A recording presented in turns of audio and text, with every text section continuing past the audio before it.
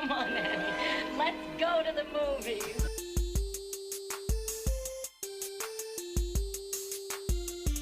This is the Cinereelists, episode 593. My name is Kyle. My name is James. And my name is Zach. And we're here to talk movies, movie lists, and movie obsession for the next hour or so. Hi, James. Hey, how's it going? Hi, Zach. Hi, Kyle. Just trying to inject some energy into the podcast right away. Thank you. Yeah, no I problem. thought you were doing the Barbie thing. I am doing the Hi, Barbie. We have a guest this week, guys. We Did do. you know Yes. I We did. I am I did know aware. that. Yes. I did know that.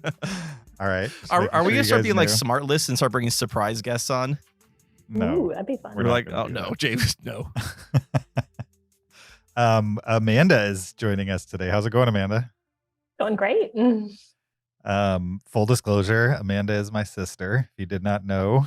And she's been on the podcast a couple of times before. Maybe you might have been in on the first 100. Yeah, maybe. Possibly. You better be careful because Kyle was also in on the first 100 and now he's stuck with us. So Still here. Keep showing up. right. Actually, I did look up Amanda's last appearance. It was Paul Schrader's First Reformed in July of 2018. Wow. So like 5 years ago. 5 years ago was the last time she was on Almost the podcast. exactly. It was in July. Yeah.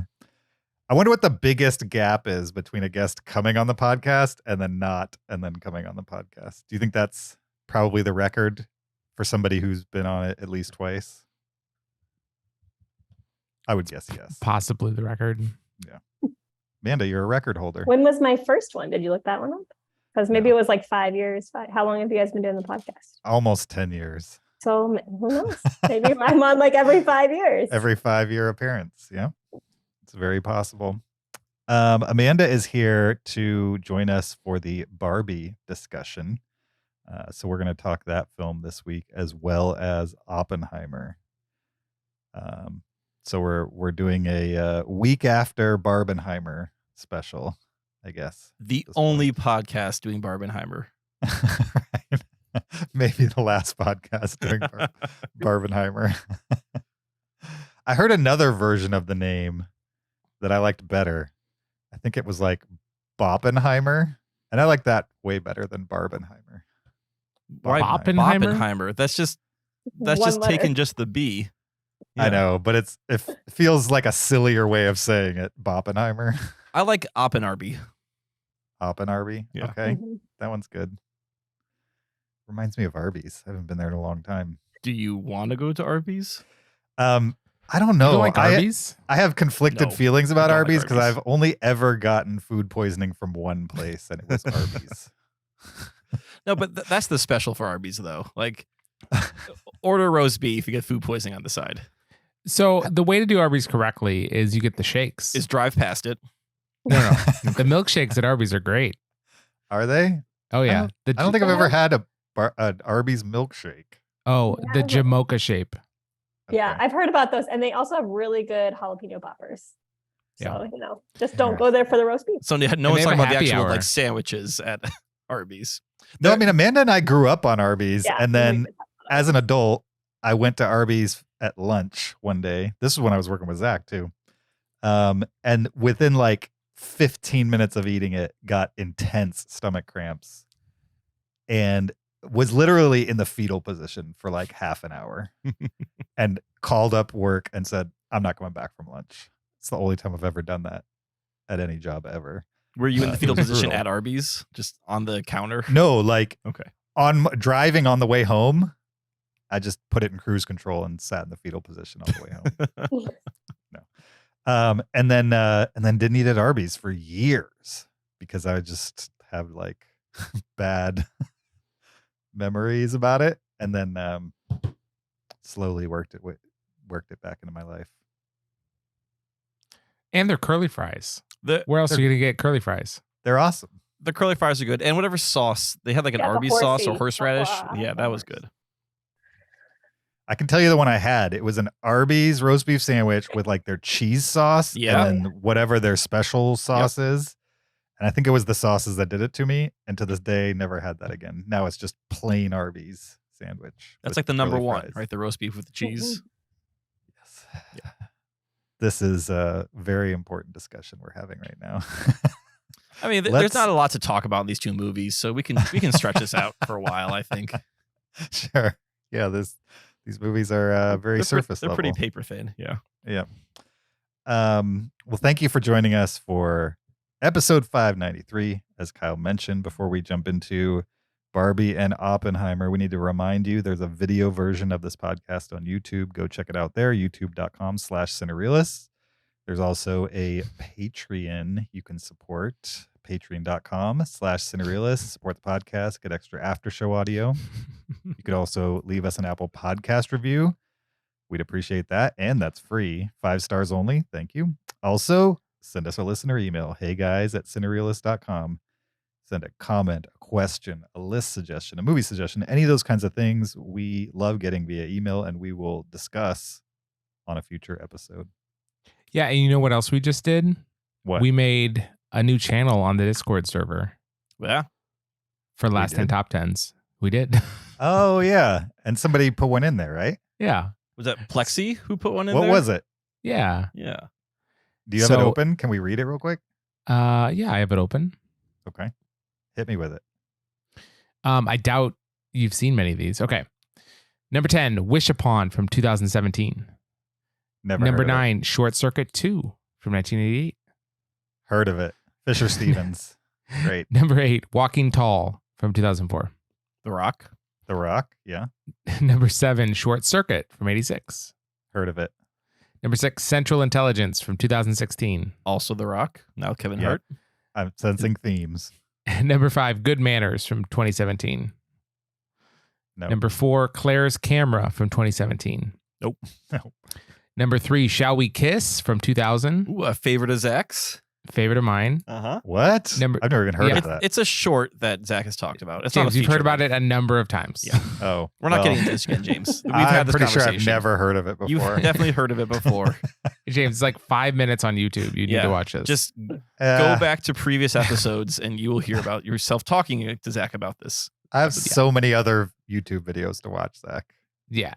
Why bother? I really hope when James does his like top 10 YouTube videos of 2023, one of them is Shall We Kiss? Don't know how I found this, but it was pretty great. He stumbles upon it. yeah. Number 2, Summer 1993 from 2017.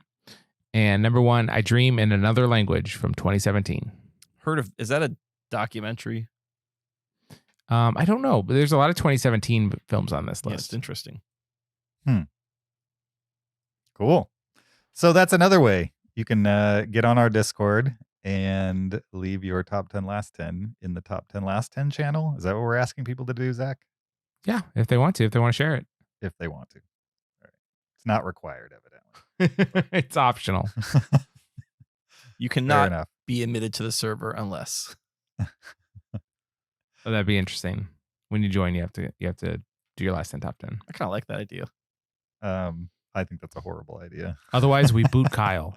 He is he's at stake. All right. I contribute nothing to Discord and just offend Zach in the private channel. So All right, guys, let's get into it. Let's talk movies. First one up is Barbie. Barbie is in theaters now. We're going to talk about it right after this clip. Hi, Barbie. Hi, Ken. Hi, Barbie. Hi, Barbie. Hi, Barbie. Hi, Ken. Hi, Ken. Hi, Ken. Hi, Ken. Hi, Ken. I got us both ice cream. Cool. Hi, Barbie. Hi, Barbie. Hi, Barbie. Hi, Barbie. Hi, Barbie. Hi, Barbie. Hi, Barbie. Hi, Barbie. Hi, Ken. Hi, Barbie. Hi, Barbie. Hi, Barbie. Hi, Barbie. Hi, Barbie. Hi, Barbie. Hi, Barbie. Oh, hi, Alan. There are no multiples of Alan. He's just Alan. Yeah, I'm confused about that. That was Barbie. Barbie is a 2023 American fantasy comedy film directed by Greta Gerwig and written by Greta Gerwig and Noah Baumbach. The official IMDb plot synopsis for Barbie is Barbie suffers a crisis that leads her to question her world and her existence. And the cast for Barbie, I'm switching it up, I don't know why, is as such Margot Robbie, Ryan Gosling, America Ferrera, Kate McKinnon, Michael Cera, Issa Rae, Rhea Perlman, and Will Ferrell, amongst others. What did you guys think of Barbie? Should we have our guest go first? If she wants to, that's Okay. fine. I definitely care what Amanda thinks about movies in general, but especially this movie, just because I've heard a lot of opinions on this movie. One from my older sister, and now we're gonna get my youngest sister's opinion on it. But like in the media, I haven't heard anybody with any sort of female perspective talk about this movie. And that might just be because I'm in, male dominated circles that I've created for myself, but that's the facts of the matter. And so I'm curious what somebody who's not male thinks about this movie.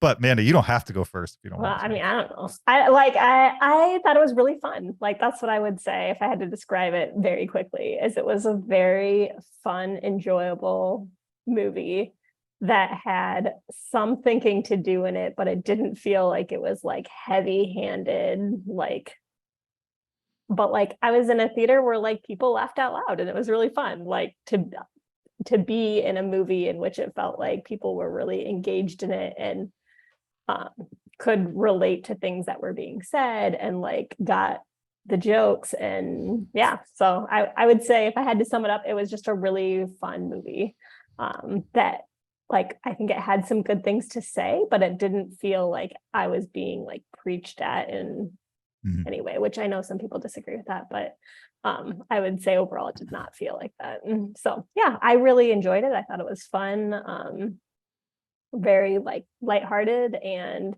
yet still had kind of a moral to the story. So how full was your theater? Yeah, so I had a very unique experience. Okay.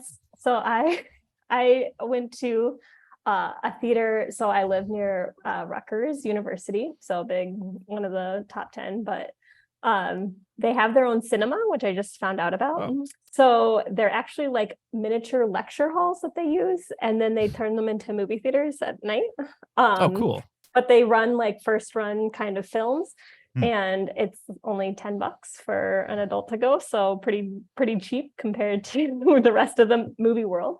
So I would say in this theater, there was probably 80 seats. So it was a pretty small theater, but a pretty big mix of people, like age-wise, I would say, and gender-wise. Like it was probably more women than men, but not overly so, like maybe 60-40, but not, which I've heard that's been different in other places. And I don't know if that's because it's been going for this long or what exactly made that different, or maybe because it's college campus, there's just more people of more people bringing dates to it and that type of thing. But yeah, it was a pretty unique experience to be in such like an intimate theater too, because it was probably like 2/3 full, but when it's smaller like that, it feels like you're more in the experience together. So that's cool. Were there people like dressed up wearing pink in the theater, or was that not really happening? There was some. We went to like a 4:30 showing on a Saturday, so I don't feel like it was like the real like people that were as passionate about it, but I saw a lot of people going into the theater for the next showing who were in their outfits. Cool. So yes. I will echo that. I had a lot of fun watching this movie. I saw it last Saturday. So Amanda was in a mostly full theater on a Sunday the week after it came out, right? Which is kind of impressive. Saturday at 4:30. So yeah. Okay. And they're showing it in 2 theaters there. So there's only 3 theaters in the whole cinema. And 2 of the screens were showing it. And the other one was Haunted Mansion, which was why everyone was. Sure. Well, I saw it at a theater with 18 theaters, and I don't know how many they had running Barbie, but it was a lot, I'm sure. And it was packed. It was probably, if I had to guess, 80% to 20% male female ratio. Wait, 80% male? No, okay. obviously, 80% female. Oh, well, you said 80 to 20 male female ratio, so that's what I was. Sure. Okay. I always think male first. So Yeah. so there was a lot of pink going on for sure. And I haven't felt that kind of energy since Endgame, I would say. It was like a very similar energy. There was a lot of people there ready to watch something that that they were excited to watch. And it was really fun to be in that kind of audience again. I don't think I've quite experienced that audience. It came pretty close when I saw Across the Universe on opening weekend. Those people were hyped for that movie too. But I would Yeah, that compare it Beatles to- movie was The Beatles movie? the anticipation. What I say, for Across that the Beatles Universe, Across the musical. Spider Verse. Okay. Yeah, and I think they got what they came for sure. It's a Barbie movie that kids can watch. There's maybe a couple jokes that are like maybe on the edge of the line, which is why they got the PG-13. A couple jokes that like maybe parents don't necessarily want to explain to their children. But for the most part, I think they got the best case scenario when it comes to what these things can be, for sure. And I'm excited that that there's another property out there that has at least made one movie that's not just a complete corporate cash grab. It might be a cash grab and corporate, but I don't think it's completely that. So, what did you think about it, Zach? So I went with my wife. We on a rare movie date. I don't remember the last movie we saw together before, like Captain Phillips, maybe. So it's been a while. But she wore pink. There's a lot of people wearing pink in the theater. I would say both of us were pretty neutral about it. We laughed certainly at certain parts, and our audience was laughing a lot, kind of a thing. But I think when it was all over, both my wife and I were just thought it was fine. And we were actually a little confused about what the message of the movie was. So I'd love to talk about that with you guys. But at the end of the day, it's fun to have an event movie where people get excited, dress up, make sure they go opening weekend. I think that's really awesome. And it's a property that's not like Barbie 7, you know? And it's not Barbie 7 Part 1.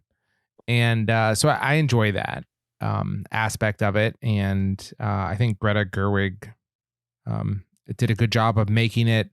You know, there's a lot of Barbie like cartoons and stuff. I read Barbie books to my daughter.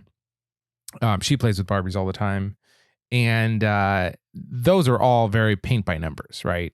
And this movie was not paint by numbers. It certainly tried things and felt comfortable getting pretty weird at times. And so I appreciate that it took some swings, even if my wife and I were pretty neutral about it walking out. Kyle? So I saw this movie yesterday on a Saturday at 12:30 in a theater that had 15 screens or something like that. I'm not sure how many were showing Barbie, but my theater was packed. I would say it was 80 to 90% full. So like even those first couple rows were starting to fill in. And it was majority women, but I didn't feel like there was no men in the audience. It was probably closer to 60-40 and kind of similar. Some people were dressed up. Some people were really there for it. But I think being 12:30 on a Saturday, you had less of the dress up crowd. And yeah, I think I had the same cinema experience as the rest of you. My crowd loved it. I think everyone was there for this movie. They kind of knew what to expect and they were on board for it. And I was very surprised by this movie in a positive way. In fact, I'm going to say I think this movie's great. So I'm just going to come out the gate right there. It's funny. It's very funny. It's weird in a way that I was surprised that a movie that's based on a corporate property that was obviously vetted by the corporation that owns it allowed this to happen. I like the weirdness to it. And I do think that there is maybe not so much a strong message, Zach, but maybe a strong commentary. That could be where the confusion is. I will say that my wife saw this movie like 5 days before I did with her cousin, and she was glowing about it. And she and I have talked about it a ton in the last 24 hours. So a lot of my thoughts are from discussions from her, and I'm going to try my best to give her credit where credit's due when something I say is actually not my original thought, but something that came from discussion with her. So disclaimer right now, Megan, I'm going to try my best to give you credit. Nice. Okay, spoiler free. Anything else anybody needs to add? Or do we just I thought jump into the performances were all great. I was really happy with all the performances. I was too. I think Margot Robbie as kind of like your tour guide through this world, these worlds. I thought she was great as kind of like your confident tour guide in the first part in Barbie Land, and then when it moves away from Barbie Land, she turns into fish out of water, and she was great at that part too.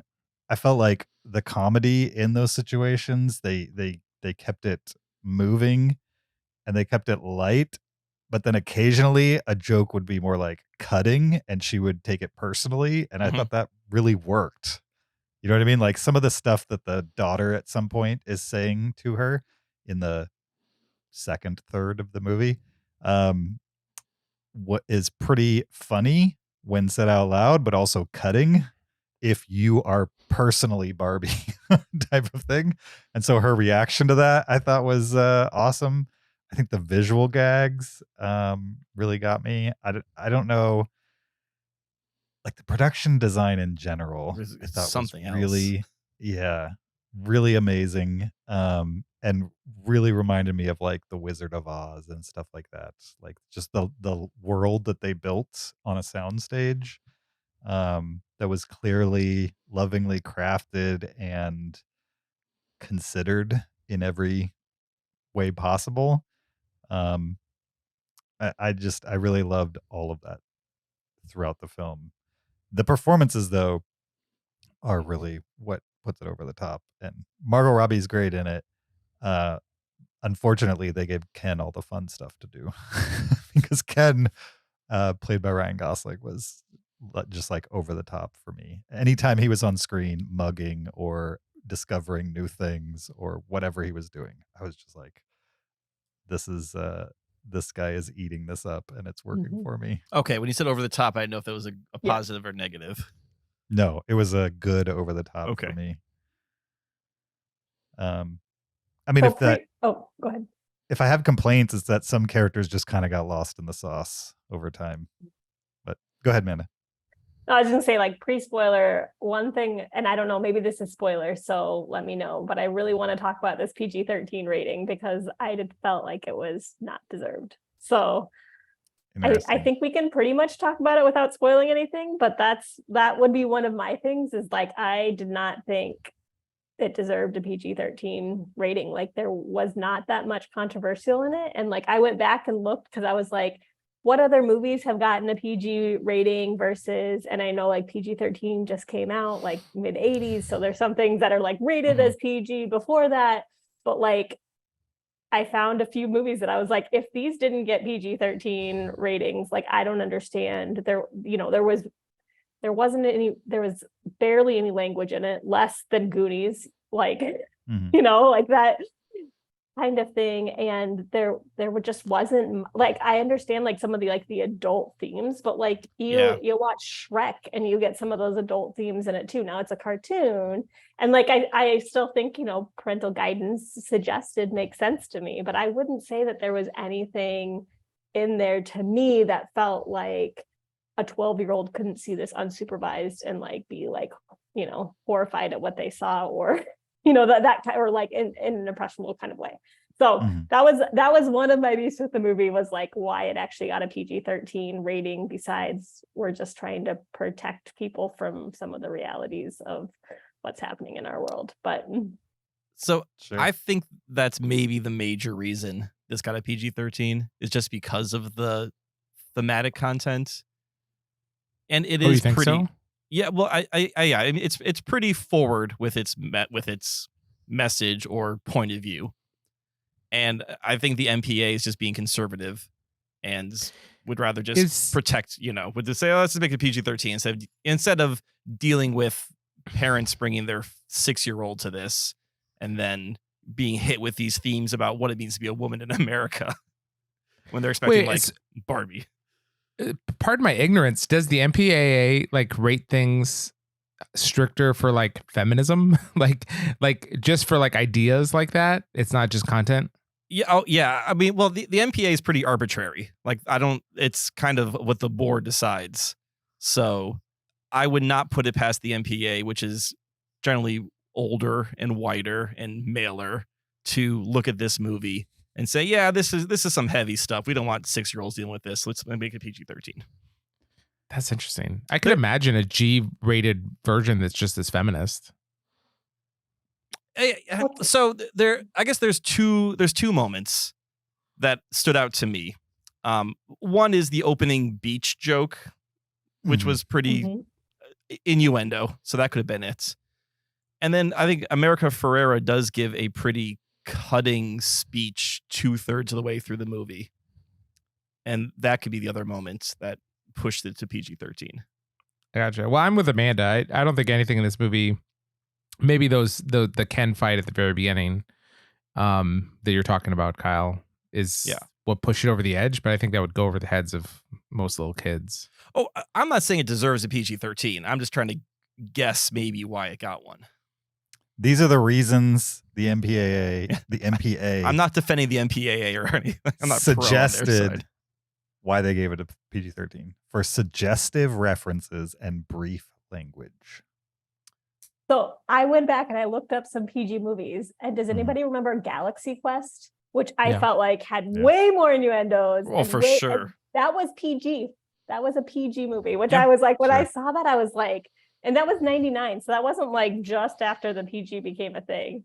And there's like a couple of other ones in there that I'm like, I mean, we're going to talk about adult themes. Like there have been PG movies that were not made for kids and yet were rated PG. So anyway, just want to throw that out as a pre-spoiler, because I feel like it's also important people to know there's like nothing really controversial in here besides maybe the theme. And like my whole thing is, I feel like most kids these days, like you wouldn't bring like your 4 or 5-year-old to this maybe, but like there are interesting conversations that can also come from having your 7 or 8-year-old kid go to see something like this. So, and I think some people are portraying it as like, this is way over the, kids' heads. And there are some things that would be, but I think overall there are a lot of good themes that come out of it that would be interesting to have conversations with your kids about. Sure. I found a list of reasons why it might be PG-13, but the vast majority of them are spoilers. So maybe we'll go through them when we get into spoilers. Anything else we need to talk about on this movie? I also liked the whimsical nature of what was going on here, like just the way they didn't bother to really make any bones about how like the real world works with Barbie Land. They're just like, oh yeah, you get played with, and that reflects in Barbie Land. We're not going to explain anything about that, or when you move from one to the other, we'll just have like this weird Michel Gondry-esque moment where you're going through time and space, and then you'll just show up on the boardwalk in California for, no explainable reason. I liked how they just kind of, where some movies would have made it about the trip from Barbie Land to LA, like the whole movie would have been about that trip. This movie was like, nope, we're just gonna play with this like as if it was like a little a person's imagination, and we're just gonna move right into it. It reminded me a lot of the Elf movie. Yes. Yep. Yeah. And another complaint I might have, small complaint, is that occasionally in the real world, they still were a little fantasy centered. Like everything seemed kind of like real world-ish, but then like the Mattel Corporation, everybody there is like an idiot and a goofball and heightened there.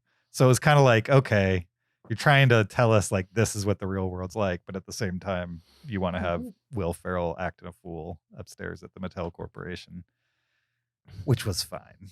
But it felt like a little bit. They didn't give us many rules, but that one felt like a little breaking of the rules. I don't know. Anything else spoiler free for Barbie? All right, let's letterbox it and move into spoilers. What did you guys think out of 5 stars for Barbie? I gave it a 4.5. Okay. I gave it a 3. All right. I gave it 5 stars. Amanda? I do like a 4.2. Okay. I had to do like Sure. point. No, Like I that's- didn't know like what's That's You our can first do whatever you want. 4.2 on Cinereelists. That's amazing. I mean, I heard 4.5, so I heard decimals. So I Yes. just Yeah. went with it. Yeah, we allow up to 3 decimal places. All right. A 3, 4.2, a 4.5, and a 5 for Barbie.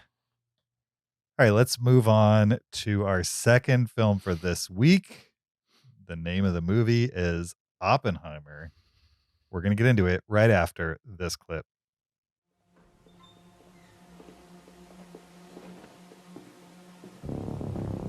Thanks for convening at short notice. I can't believe it. But here we are. This is atomic test. The Russians have a bomb. We're supposed to be years ahead of them, but what were you guys doing in Los Alamos?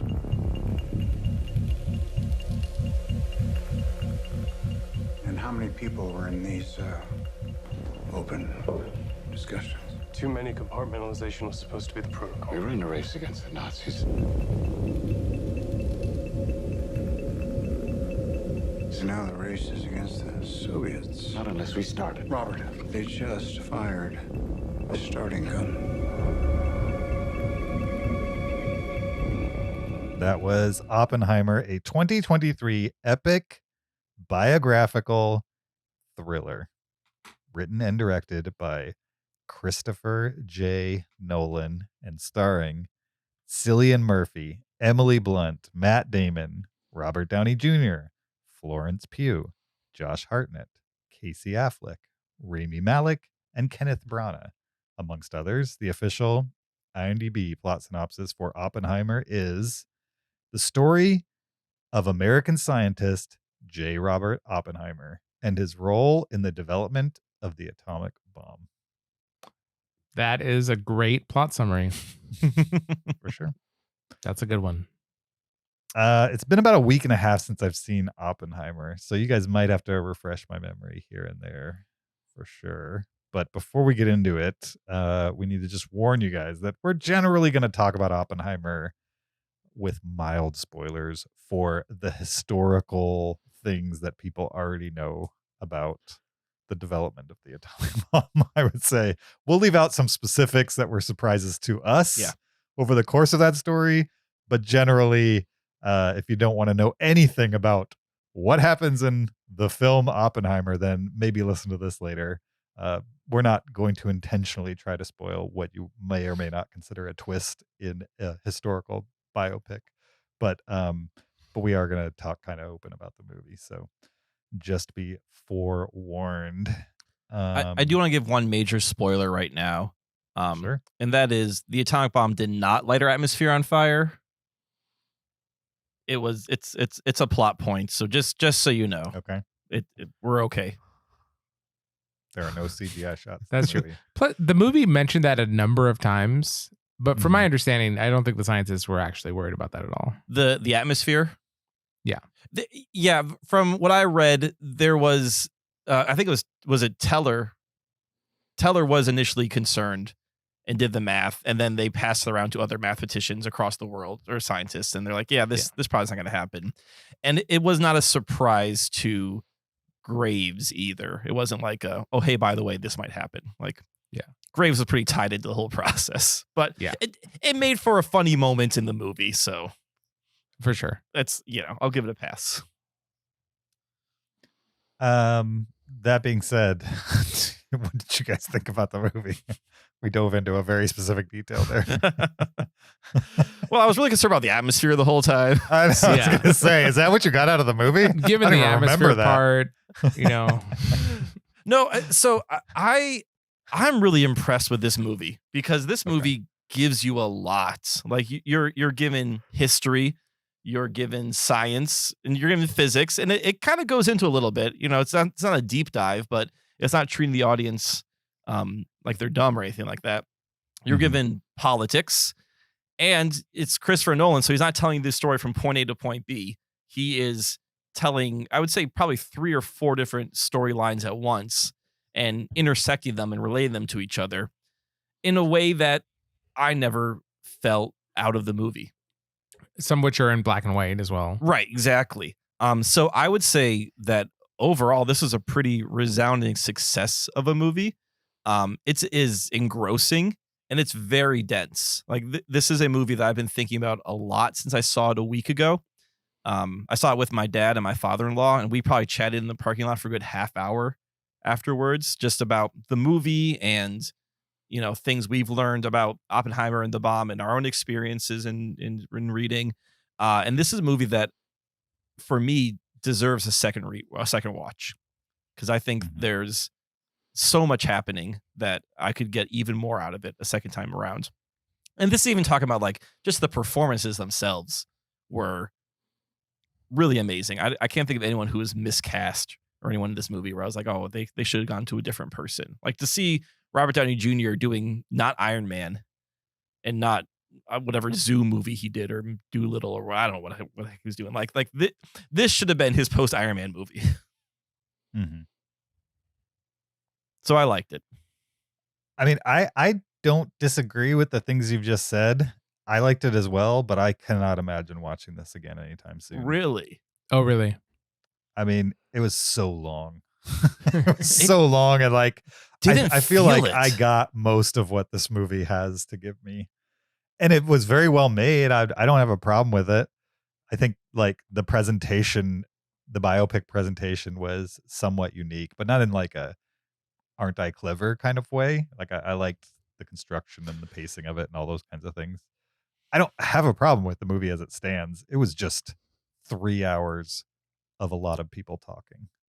And like it's fast moving version of that, but that's what it was. And so maybe someday I'll watch this down the line, but it doesn't have much more than that for my money. But I still liked it. I know that sounds like a very negative thing to say about it. I think it's very well made, definitely worth at least one watch. And in my book, that's kind of where it ends so far. What do you think, Zach? I saw it at the Port Orlando, which is the true IMAX, you know, the 80-foot tall screen kind of IMAX. It wasn't Sure. 70 And- millimeter though, was it?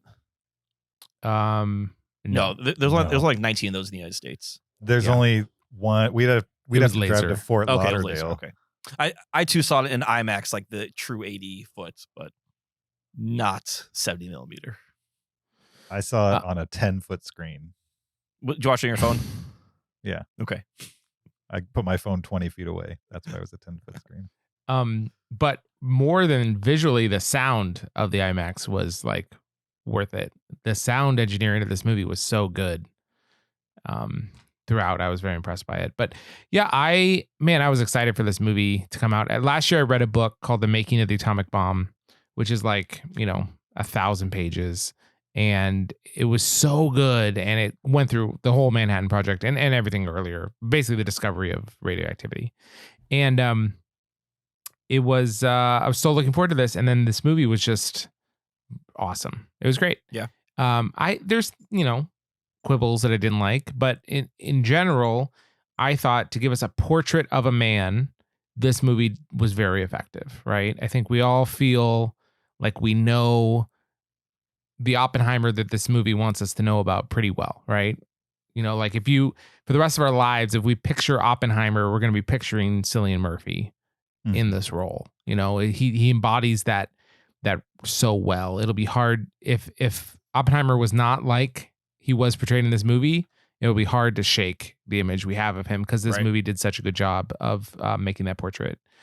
A lot of the performances were great. I liked how the story unfolded. Yeah, in general, I had a great time with this movie. I agree, it was a little long. I think there was a period at like hours 2.5 where I was like, Yeah. let's just cut out some of this. Was it post Trinity where like for me the Trinity Yeah. test is what you're building to, like both because plot wise it's kind of where the movie's taking you and just cinematically this is the big moment. Yeah. And it happens and then there's more story, but you kind of I don't know, like I feel like the movie peaked at that point and then I was given another hour of cool down. Right. And that felt a little long. I'll agree with you on that. Yeah. Zach, you I mean- also mentioned okay, go ahead, James. Sorry. I kind of feel like you have to do that though, because you can't be like, we beat the Germans and the Russians to the bomb, and then everybody lived happily ever after. You know what I mean? Yeah. End of movie. It's like if you didn't have like, oh, and how do they use this weapon of mass destruction on the planet? You know what I mean? Like once you leave that out, there's already like I feel like a little bit of like a weird, like.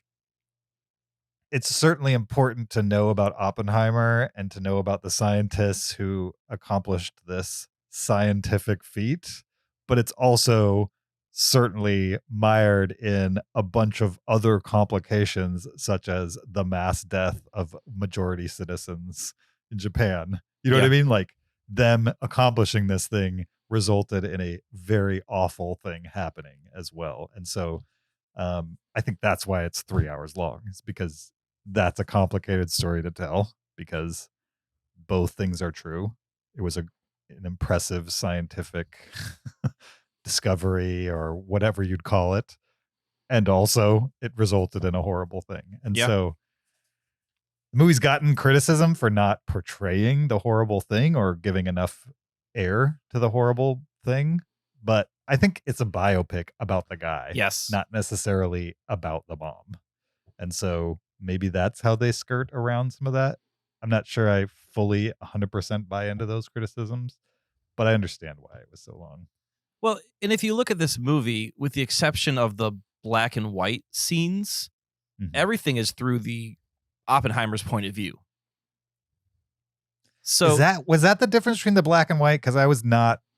No, it's a time thing. Well, I thought it was a time thing too. It was time also, but the black and white scenes are through Robert Downey Jr.'s character's point of view.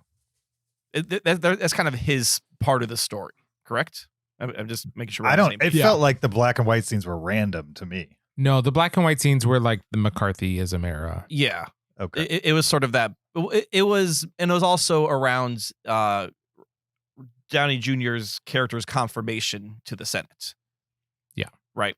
Whereas all the color scenes, which took place in different eras in Oppenheimer's life, to my memory, were all through his perspective. Like, I don't know if we ever got a scene in color that did not involve Oppenheimer.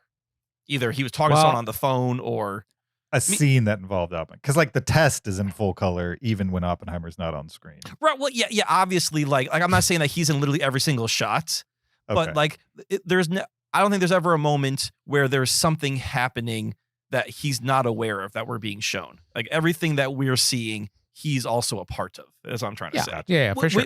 Which is kind of why this movie is not going to show you, oh, and here's Nagasaki being bombed, and here's the Native Americans being pushed off their lands, because it's a biopic. It's through his eyes.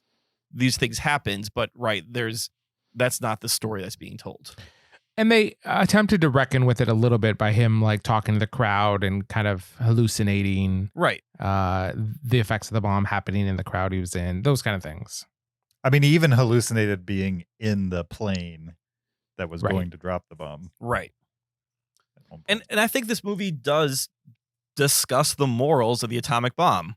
For sure. We're researching something that's could destroy mankind, could destroy the world. Do we use it? Do we not use it? Do we show it's powerful? So do we not use it? Like there is a moral quandary that is in this movie. Obviously, we know what happens, so there's no suspense there. But the movie's not shying away from the fact that it's a weapon of mass destruction. Well, sure. And we get to see the evolution of his thinking on it, because at first he has to build a bomb before the Nazis do, because the Nazis are ahead. They will build this bomb. And if we don't do it, they will first. But then what do you do with, we have now defeated the Nazis. The Nazis are no longer a threat, and yet we still have this bomb. And it's kind of this idea, and it's happened throughout history, is we will never not use a weapon once it's been developed. Like people will use a weapon if they have it at their if they're able to in a war. And so now he's like almost against the bomb that he created, because he created under very different circumstances. Now it's against an aggressor that doesn't have the bomb, isn't, you know what I mean? Like so it reckons with that a little bit, which I find very interesting. Yeah, and there's this argument of, do we save more lives by destroying many now? Like there's this short-term, long-term push and pull, which I thought was very interesting. And is it my understanding that Oppenheimer kind of felt, I don't know if this movie actually said it, but he did feel that the bombs to Japan were necessary, like they saved more lives in the long term. He probably did. He helped. He was involved in the decision of what cities to bomb and stuff like that. Yeah. I mean, they may have saved more military lives. They saved more American lives, but I don't know if they saved more lives per capita. Well, I think this is something that's been discussed. I'm sure there's plenty of writing of what would happen if we had not done it, and what's the cost benefit. And from my understanding, to be honest, it really wasn't the atomic bombs that ended the war or made Japan surrender. That they were going to surrender anyways. They were just holding out for better terms. And it was really when the Soviet Union declared war against Japan that they finally surrendered. Yeah. Also, I don't remember if they discussed it in the movie. Maybe the details are spoiler, but did they ever talk about why they did 2? Yeah. Like, wouldn't 1 have been enough to be like, well, yeah, we can they do did this? 1 and Japan didn't surrender. And so they did a second one to show that like we could just keep doing. They only had to, but they kept doing it. Say we could do this all day long, until you surrender. That's kind of what the Matt Damon character said, is like 1 to show what we can do, 2 to show that we can do it again. Yeah. Do you guys know that Nagasaki was not the first target for the second bomb? No. Was it Kyoto? No, because Kyoto was off the list, right? Kyoto was it got taken off the list for the exact reason of in the movie. Yeah, exactly. I really wish I could remember what city it was. But Nagasaki was the backup city, and the conditions over the city they wanted to bomb were not good to drop a bomb. They didn't have the visibility, so then they diverted to Nagasaki and dropped the bomb there instead. What a fun tidbit. I know. I feel like we're talking more history than the actual movie right now. But than the movie, the history is fascinating. So yeah. Okay. So Cillian Murphy's performance in this is fantastic. Mm-hmm. It's great. I think we can agree for sure. I've seen like 4 seasons of Peaky Blinders. The fact that I can watch this movie and not think it's the guy from Peaky Blinders is kind of amazing. Yeah, he's great in it. I also really liked Emily Blunt's performance. Yeah, especially towards the end as she gets like older Emily Blunt. Mm-hmm.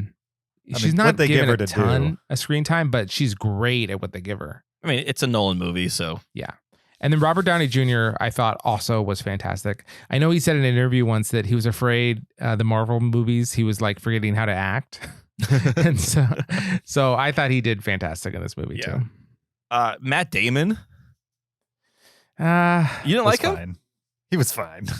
So I'm a huge Matt Damon fan. Yeah. But he felt of anyone the most out of place in this movie. Because he does like his angry thing that he does in like every movie he's in, where he's like yelling and seems really blustery. Mm-hmm. I don't know. He felt a little bit like he was in a less serious movie. So I like that he brought a little lightness to the movie, just because the movie is so heavy. I think you needed Matt Damon's character to be, maybe that was not a true portrayal to the actual Graves himself, but just to give someone a little bit of the comedic relief, if that's air quotes for anyone. Sure. I really liked all the supporting cast too, like Benny Safdie as Teller. Mhm. I did not know Benny Safdie was that good of an actor. Oh, the Safdie brothers are awesome. Yeah, I like their movies, and I've seen Benny Safdie in other things, and I'm like, oh, that's him. And then he was doing some things in this movie that I was impressed by. Yeah. You didn't think when you watched Uncut Gems that Benny Safdie was good in that?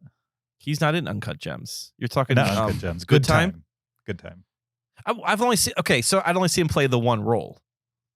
Okay. Right, like this was like I've now seen Benny Safdie in multiple movies doing different things. I'm like, okay, this guy's got range, and whatever he was doing in this movie as Teller was just, I thought hit it out of the park. Sure. Evidently, he's in Licorice Pizza too. I don't remember him in that at all. He's a politician that Alana Haim goes to work for. Yeah, he's got a big role in that.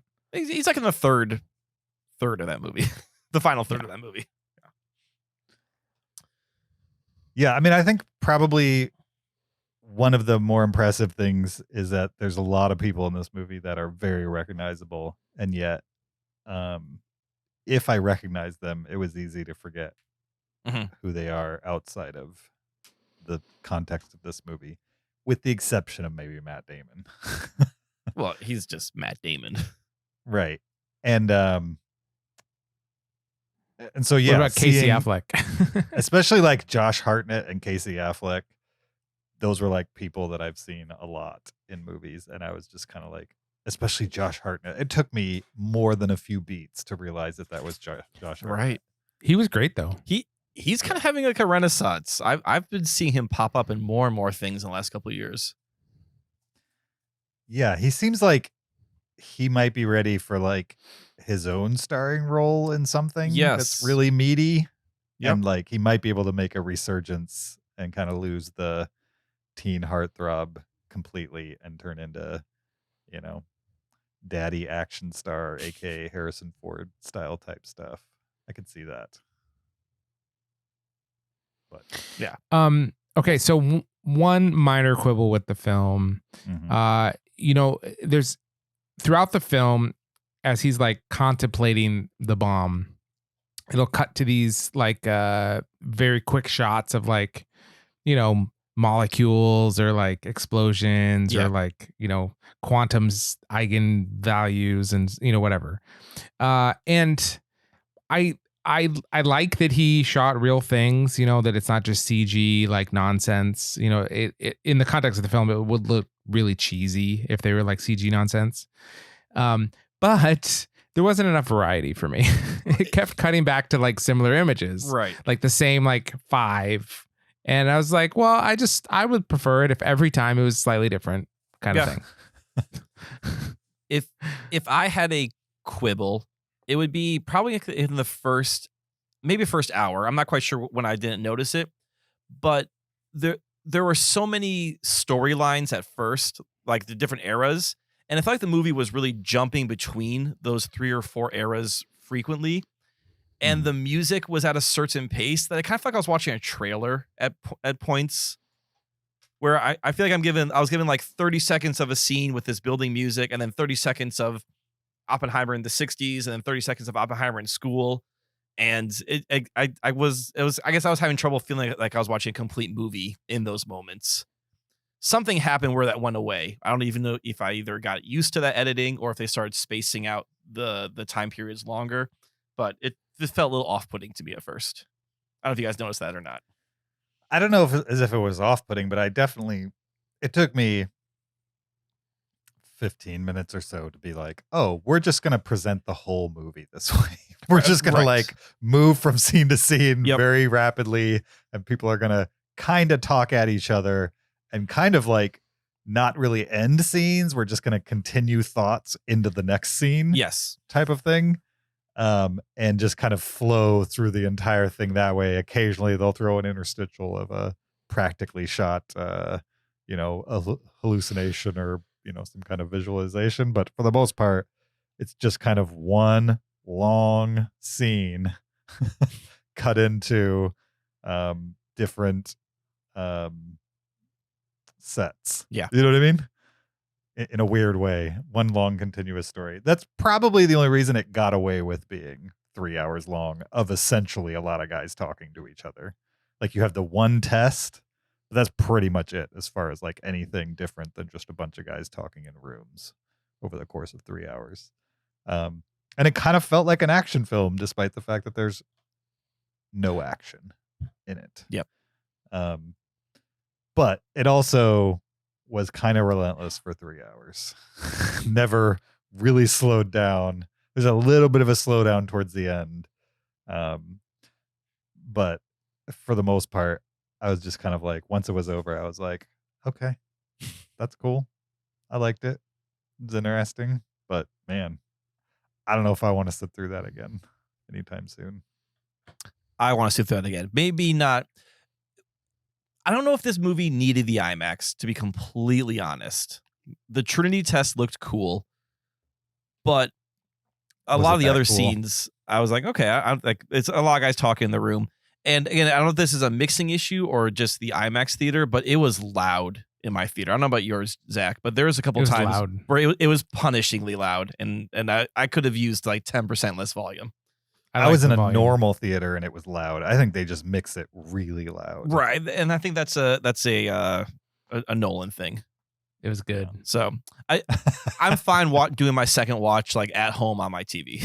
I don't need to see this in IMAX again. Where you can turn it down and put on the subtitles. I can do what I want in my home. Throw a blanket on if I want because I'm in my home.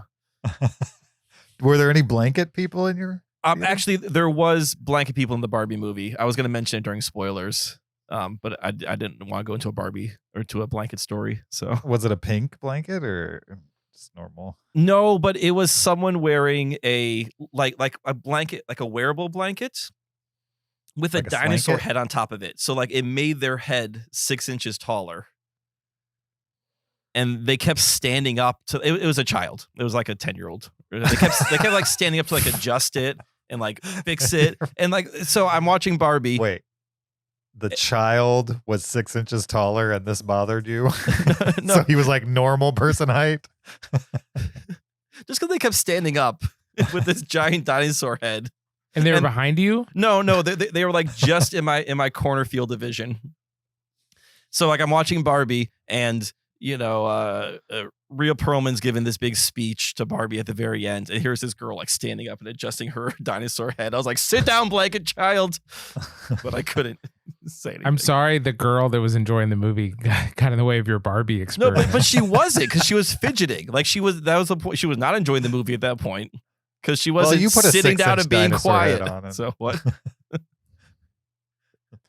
You put a 6-inch dinosaur head on and see if you never adjust it over the course of an hour and a half. Movie. Don't bring it in the first place. You know, it's parenting these days. That's why I really blame. Okay, no. All right. That's my blanket person rant. I would say that in my theater of the IMAX, people were very respectful. Oh, except for one. So during the Trinity test was silent for like the first minute, right? Which I thought was pretty cool because light and sound travel different paces. 2 seats down from me, there was a couple whispering to each other through the entire silent Trinity test. What were they whispering? I have no idea. All I heard was... Oh, okay. I just heard whispering during a completely silent moment in the movie. And at first I was like, oh, maybe they'll notice that there's no sound right now. Maybe we should not whisper to each other. No, they just kept going the whole time. So I don't know if they had blankets, but I'm going to assume they did. In my mind, they did. Sometimes I think Kyle doesn't actually watch the movie. He just watches the crowd. He just watches the crowd, for sure. I am very distracted by the crowd. Which is hilarious because when I've watched movies with you and Zach, you guys just talk through the whole thing. Because we're in our house and it's acceptable. I am at a home in a private viewing, and if James is mad, James could be like, Zach, Kyle, shut up. I'm not mad, but like people talking in movie theaters rarely upsets me unless they're really. Oh, you know what did happen in my movie? No, what? A guy fell asleep. He was like, you know, there's like the front row and then there's a little walkway and then there's the stadium seating. He was like maybe 2 or 3 rows up on the stadium seating. He fell asleep and he was snoring and you could hear him. It was like a loud snore, right? And then the guy sitting 2 rows in front of him started saying, "Wake that guy up," type of thing.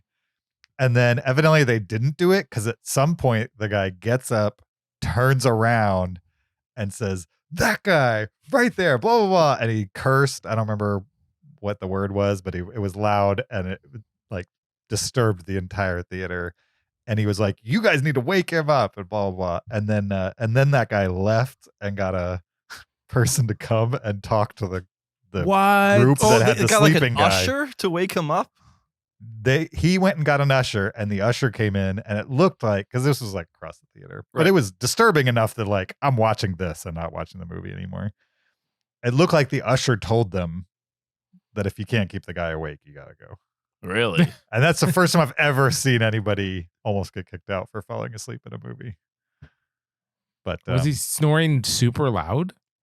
I couldn't hear the snoring, but I went with my parents, and both of them have hearing aids where they can like turn volume up, and evidently they both heard the snoring. So maybe I need to get my ears checked. What? Maybe this is an eyesight moment. Could be. That's Could fine. be.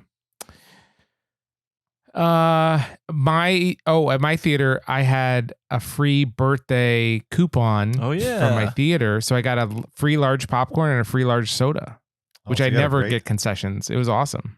Sure. Yeah. I did not go for the concessions. I'm like, this is 3 hours, and I'm not sure when I'm going to get up. So, though I went with my dad, and he had his the movie was about to start. And he had his phone open. I didn't know what he was doing, and I realized he had the Run P app running. So he was getting ready to hit start on his phone. That's funny.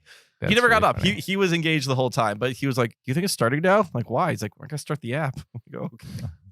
Is that how it works? You hit go and then it like vibrates when it's time to. Yeah, pee? I think it tells you like, oh, if you want to go now, here's a good time to do it.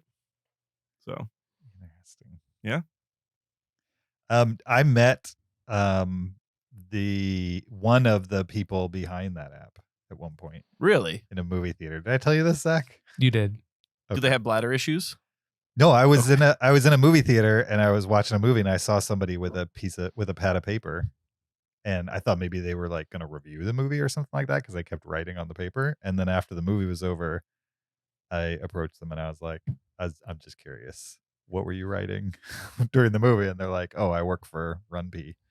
And I was like, "Really? You work for them?" And she's like, "Yeah, there's like 3 people that work on it, and they literally go see movies and write down all the times that they think people should go to the bathroom, and that's how they do it.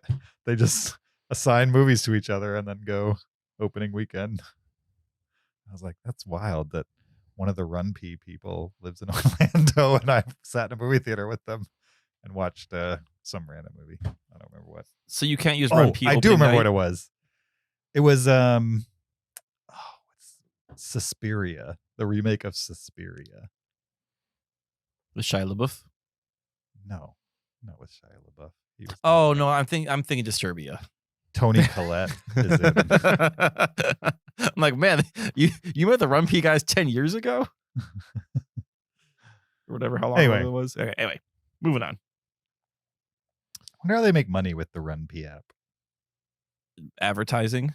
Are there little ads in it? I've never used I don't know. Ask my dad. We should bring him on as a special guest. He can discuss Run P. His success with it. Okay. All right. No, yeah, Dad. We don't care about your thoughts on movies. Tell me about your thoughts on going to the The Run bathroom P during app. movies. Yep. What's left with this movie? What have we not talked about? The score was typical. No, it's not typical. Um, This was not Hans Zimmer. I mean, it's not typical in that he didn't use Hans Zimmer, but Okay. it definitely sounded like a Nolan soundtrack or score. Yeah, it definitely had that Yeah. atonalness to it. Right. Fairly sparse, but intense and loud at moments. I think maybe some of my resistance with this movie too is just kind of like what Nolan does is great. I don't really have bad things to say about what he does, but I do feel like what he does may be getting a little stale for me. It's just like the Wes Anderson effect for you, where you're just kind of seeing the same thing from him now. Certainly not to the point that I'm at with Wes Anderson, Yeah. for sure. But can Christopher Nolan direct anything that's not deadly serious? You know what I mean? Like, clearly he has no interest in it, but could he, if he wanted to? Could he direct something like The Big Short, where there's like maybe a bigger commentary? It's not a period piece. It's not an action movie. It has a cast. It's snappy. It's fun. It has some dialogue. It doesn't have to be completely. It doesn't have to be Barbie, but it doesn't have to be completely stone dead face serious. I don't know if that's his skill set. Yeah, that's not his. That's the spot. thing. It's like we don't know because he's never even attempted it. Well, can Adam McKay do deadly serious? I don't know. Has he tried it? So maybe he has. Did you know that Adam McKay definitely has changed up his style over time? He was not always making movies like The Big Short. I mean, I know he was doing masterpieces like the other guys. I'm just saying. I guess if you want to spend the rest of your life making masterpiece after masterpiece, then have at it. But if you want to show a little range, maybe make something that's not quite so deadly serious. Okay, so you guys know that Christopher Nolan has a brother that he writes with, right? Jonathan. Josh. Did you know John. there's a Did you say third Josh brother? Nolan? Josh Nolan. Did you know there's a third brother? I did know there's a third brother. He's a bank robber who's on the run from the law or something like that. Yeah, they don't discuss real the third life? brother. Yeah. Yeah, they don't talk about the third brother. Interesting. And I did not know it that. like it informs a lot of his movies to think that he has this like fugitive bank robbing brother. Mm-hmm. Do you think he'll ever make a movie about his brother? No. Or is like Inception what the closest we got? Okay. I think all of his movies are about his brother. Okay. His brother's the main character of all of them. Yeah. Yeah. What did you guys think about Florence Pugh and the idea of bringing in not only Oppenheimer as a scientist, but also bringing in some of his other personality? Oh, the fact that he was a bit of a womanizer? Yeah. Yeah. I think I like that this movie isn't trying to present a perfect man. Mm-hmm. And that they're trying to show that he is a complicated person and that he is human and has faults. Mm-hmm. And like, I don't know if necessarily the Florence Pugh stuff informed, maybe Zach, you can fill me in, if it actually informed the decisions he made towards the Manhattan Project. But if you're trying to give me a biopic, Mm-hmm. you're not going to leave out, you can't leave out major parts of the story. Well, I think more than that, Yes. it really played a part in developing some of the political backlash against him afterwards because of his close connections with like socialists, Great point. and Yes. communist like party members. So he didn't like her because of her association with communism. He liked her because he's a womanizer, and yet it kind of came back to bite him because of who she actually is. I mean, he was sympathetic to communism Mm-hmm. before, while he was seeing her also. So like that's not the only reason, but I don't know where I'm going with this. Yes, I agree, Zach. This is probably a much bigger discussion, but do you guys think communism is bad?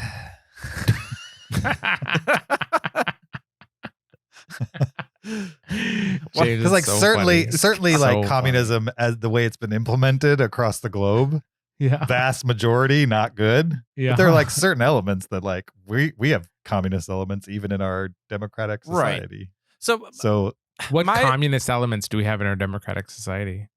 I mean, we pay taxes for roads, Social That's Security. socialism. That's Yeah. socialism. I guess. So, but like my understanding. Well, then what's the difference between socialism and communism? Like, what's the broad major difference? Well, I don't know if I can clearly define socialism versus communism. I would say it's down to the details. But my understanding of the American Communist Party that like Oppenheimer was a part of was different than the Russian take on communism, Mm-hmm. which is Whereas essentially American communism is socialism, what we call that now. And So- Russian is Russian communism is its own breed of communism, which is obviously was not successful because we don't have Russian communism in name anymore.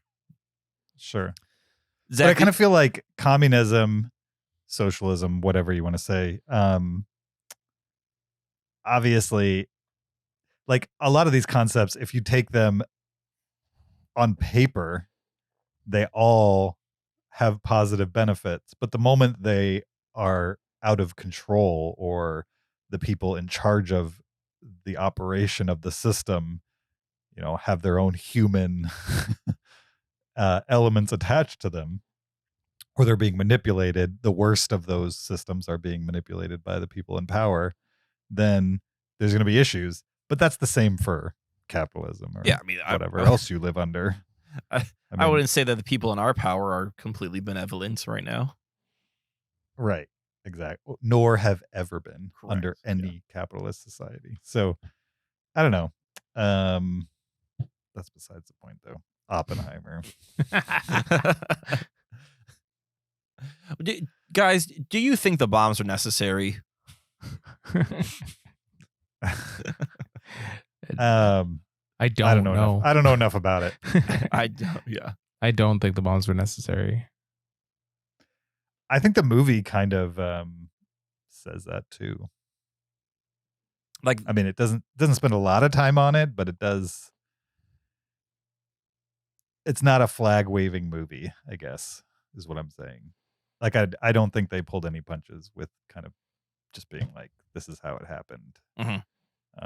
They may have pulled the punches in not actually showing images of like the end result of all of these things, but I think they definitely gave caveats for like they gave Oppenheimer an out. It wasn't a hit piece on Oppenheimer, nor Correct. was it an excuse piece for him at the same time. It was like very much like, well, he's put in this position to help his country. He's told, if you don't do this, then the enemy's going to do it. So we have to do it faster. And so he's kind of put in an impossible position. On top of that, they kind of play on his want to do something special on some level. I'm not saying he's manipulated, but they definitely, he's ambitious and Yeah. they took advantage of that. well, And so by the time they actually do the thing, I think there's a little bit of trust that they're not going to actually use it. Like he believed maybe, or at least wanted to believe, that they're not going to do what they did with it. Whereas other people throughout the movie are like, of course they're going to do that. right. Yeah. Why He was else maybe are a they little having you naive. do it? Right. Yeah. Like it kind of felt like everybody around him was saying, if we beat the Germans, we're going to use it. And in his mind, they could beat the Germans so that nobody would use it. Yeah, there was a lot of optimism Mhm. that this would end war, essentially. Is Mhm. having a weapon so powerful that it would destroy the world would end war. So that, Mhm. through a deterrence thing. But that hasn't exactly happened. I mean, it's ended World War so far. so far. But definitely not war. No, but not war. Now we just No. have proxy wars and Yeah, we're local wars. We're yeah. still fighting Russia. We're just not actually. And 20-year long wars Yeah. in desert states. Anything else with Oppenheimer? I'm looking forward to seeing this again. I'm going to stand by that I think this movie I'll get even more out of it through another viewing. I would totally watch this again. My dad was I'm telling not against watching it again someday, but I definitely need a distance from it and could not imagine watching it anytime soon. Just because I don't think there's much there for me beyond what I got from the. It's pretty first watching. vapid. I'd rather watch a like a documentary on the bomb itself or Oppenheimer and learn more about the details of him than like learn it through Nolan's fast-paced, relentless, loud 3-hour lens. which I are all liked, cool things to experience once. Go ahead. I liked Einstein and Niels Bohr and seeing all those like characters pop up. And Right. Yeah. they were all fun to see. Even if they're a little Yeah. fictionalized in their conversations. Oh, for sure. Yeah. Yeah. We don't need to go into this because I think we're pretty much done. But I find it interesting that on Wikipedia, second paragraph, it ends with the sentence, as with his previous works, Nolan used extensive practical effects and minimal computer generated imagery. Well, Minimal.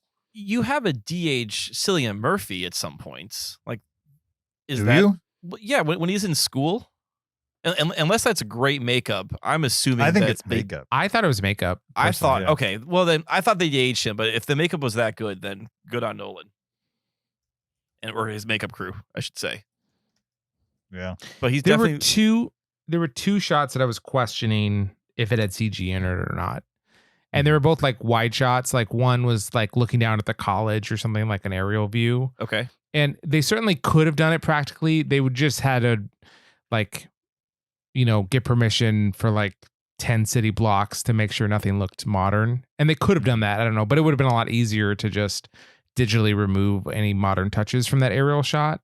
And then the other was an aerial shot at the Trinity test, had a car driving down the road. And it's just super common now to like digitally add a car driving down the road in the distance. Mhm. They could have actually had a car driving. I don't know which they did, but it would have been normal to digitally add a car in to that shot. So those are the only two. I mean, for the rest of it, they're pretty much on small sets or like out in the desert. So like they probably didn't have to paint out a lot of like things. Right. Mm-hmm. Yeah. But there's a wide shot of the base or whatever they would call it that they built out in the middle of the desert. And I was like, so they built all this for real for one wide shot? I mean, You know what possibly. I mean? That's possible. I mean, yeah. Or maybe it's a combination of a plated shot against miniatures. I could see that, because why would you build all those buildings just for one 10-second wide shot? It probably wasn't even 10 seconds, probably 5 seconds. It could be a composite. Like, I think Nolan has said that there are composite shots.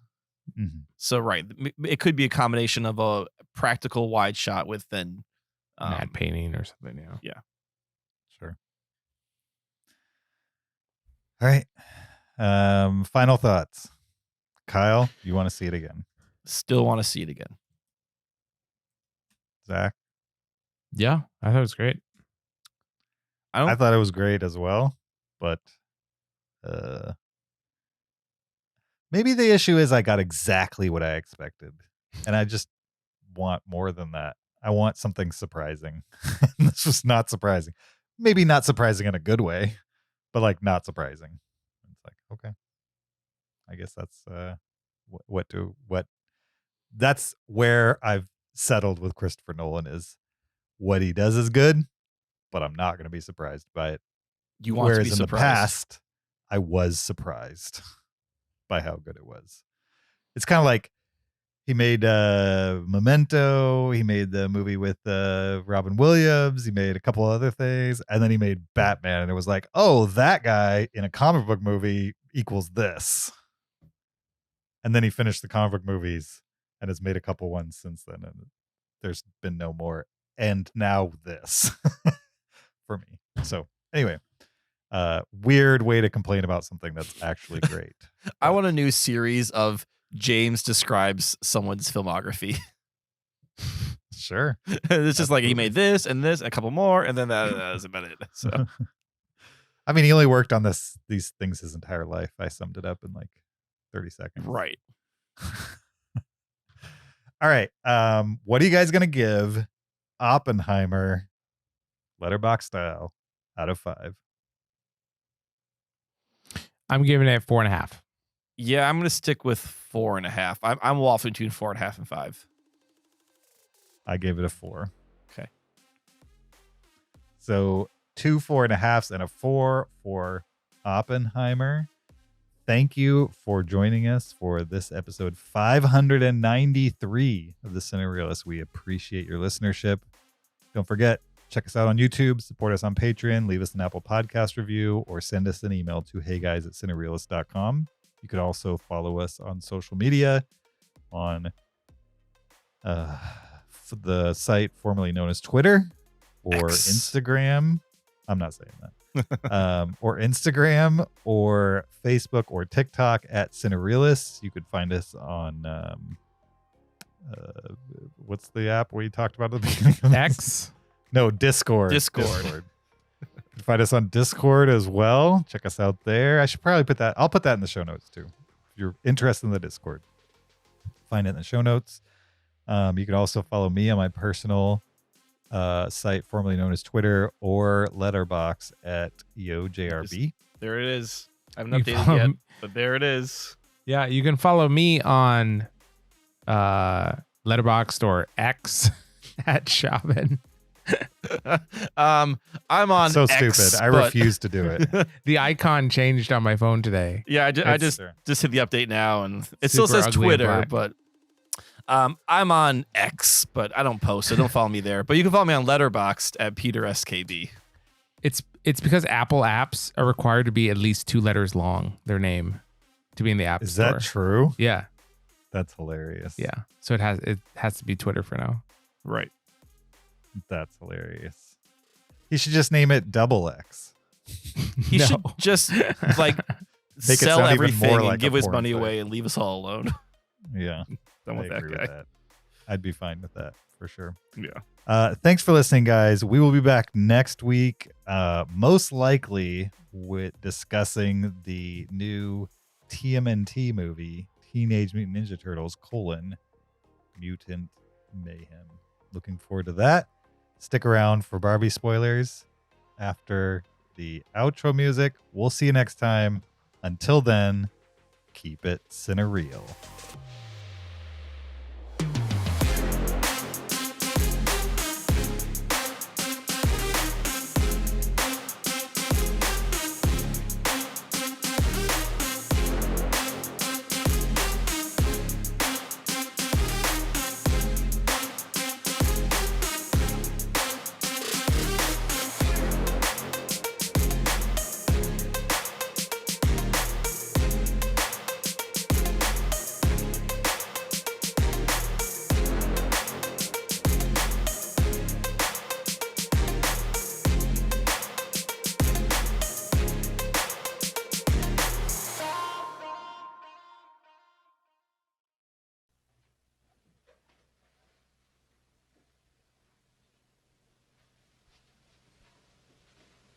You're still here?